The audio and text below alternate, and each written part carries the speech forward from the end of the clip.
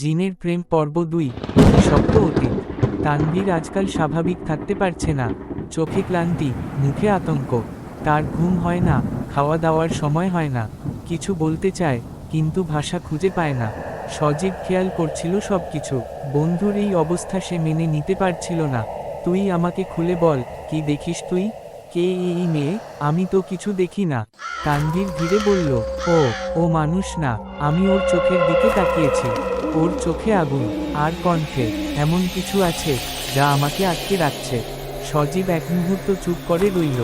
তারপর বলল, আমার দাদাবাড়ির পাশে এক পীর সাহেব আছেন। খুব শক্ত তাবিজ করেন। চলো একবার দেখা করি। তানভীর প্রথমে রাজি না হলেও নিজের মানসিক অবস্থার কথা ভেবে রাজি হয়ে গেল। 3 দিন পর, বিকেলবেলা, তানভীর আর সজীব গ্রামের এক পুরনো বাড়ির সামনে দাঁড়িয়ে। বাড়িটা একটু ভাঙাচোরা, কিন্তু আশেপাশে এক ধরনের রহস্যময় নীরবতা। ভেতরে ঢুকতেই দেখা মিলল একজন বৃদ্ধ লোকের, লম্বা দাড়ি, সাদা পাঞ্জাবি, মাথায় টুপি। তিনি চোখ বন্ধ করে কিছু পড়ছিলেন। তারা বসে থাকল। কিছুক্ষণ পর পীর সাহেব চোখ খুললেন। তানভীরের দিকে তাকিয়ে বললেন, তোমার সঙ্গে সে আছে, এখানেও এসেছে। তানভীরের বুক ধক করে উঠল। সে কে, হুজুর? পীর সাহেব বললেন, ওর নাম আয়েশা। জিন দুনিয়ার এক অভিজাত বংশের মেয়ে। প্রায় 150 বছর আগে সে এক মানুষকে ভালোবেসে ফেলেছিল, কিন্তু সেই ছেলে তাকে প্রত্যাখ্যান করে। আয়েশা সহ্য করতে পারেনি, ছেলেটিকে আগুনে পুড়িয়ে মেরে ফেলে। তারপর থেকে সে মানুষের প্রেমে পড়লে কাউকে ছাড়ে না। তানভীর হতবাক হয়ে গেল। সে আমাকে কেন পছন্দ করল? তুমি নিয়মিত নামাজ পড়ো, পরিশীলিত জীবনযাপন করো, এটাই তাকে আকর্ষণ করেছে। সে চায় তুমি শুধু তার হও। সে চায় না তুমি কোনো মানুষী মেয়ের দিকে তাকাও। তানভীর বলল, আমি কিভাবে মুক্তি পাব? পীর সাহেব বললেন, মুক্তি সহজ না, তবে চেষ্টা করতে পারো।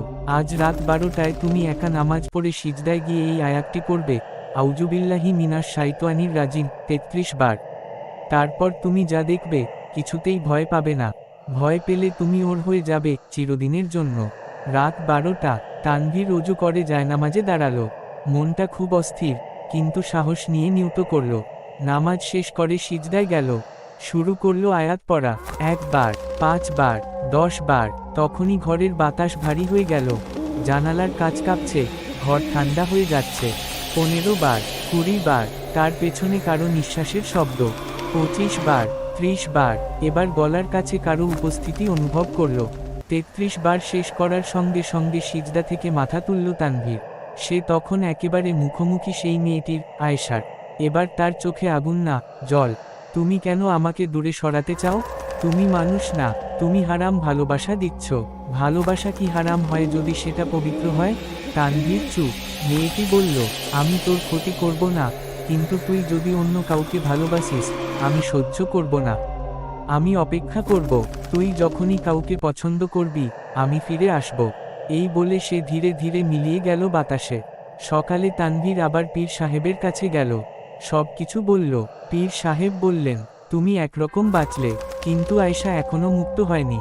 সে অপেক্ষায় থাকবে, তোমাকে ভালোবাসবে, যতক্ষণ না তুমি কারো সঙ্গে সম্পর্ক করো। তানভীর এক দীর্ঘশ্বাস ফেলল। সে জানে, জীবন এখন আর আগের মতো থাকবে না।